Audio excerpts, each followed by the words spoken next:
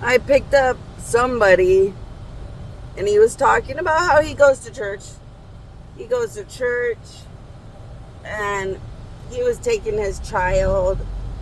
He had a child with him going to Dave and Buster's for a birthday party. So I thought, wow, that's kind of cool. A man and their kid going to Dave and Buster's for a birthday party. That's so cool.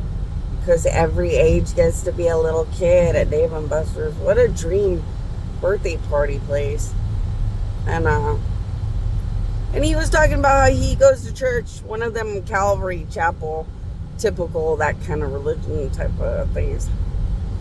And I was telling him, I don't think you'd ever like my religion. It's about honesty. What the preacher wouldn't say. You know, you probably don't want anything to do with my religion. And I thought about it. You know, I think the devil could probably win a lot of souls over the aspect of religion people don't like.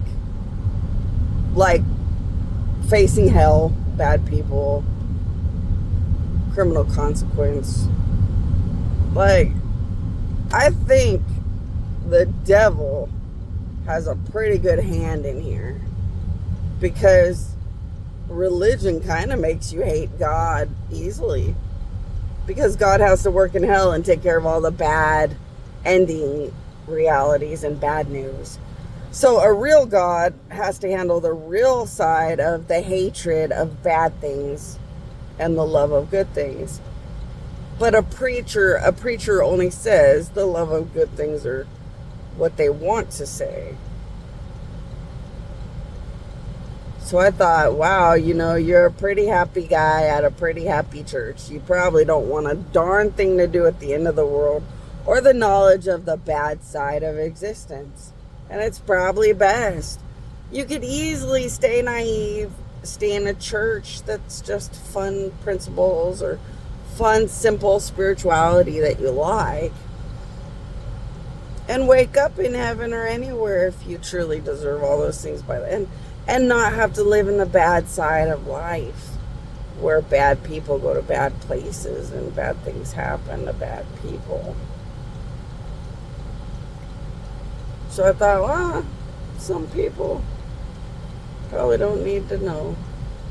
But boy, I bet the devil can get a lot of people to die over that one.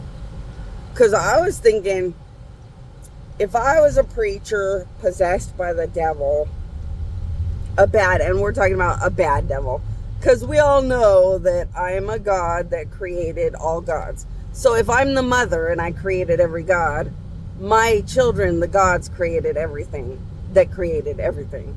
Which means there's good and bad devils and demons. Like there's good and bad angels or fallen angels or good angels or all kinds of angels. Like there's good and bad in everything. Because they have freedom to choose whether to be good or bad. But the reality here is, boy, the devil could kill probably most of the world in little categories. Like, have you ever thought about what if preachers woke up around the world, walked right into church and said, if you didn't give everything to Jesus, God can't stand you. Right there. Everybody would worship the devil, the bad devil, and want to die, saying fuck you to God. Why? Because they feel like such shit that they don't live for Jesus 24/7. So why do they expect to have such a good life all the time? Right there, see, you could egg anybody on to die at the hands of God or die in this end of the world on the side of bad spirituality. Just by egging on something that makes it so easy to hate and hate and hate.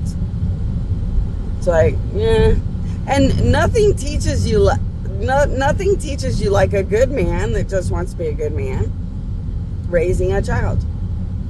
You're like, buddy, you wouldn't like my life where I fight demons and I'm really scary as well as powerfully good. You'd want to stay in the small side of life where people hear what they want to hear and dreams are as good as they're dreaming for the day. And you know, some people are happy in simplistic existence, and it's That's a good thing, but boy, you could also take it in a bad direction too.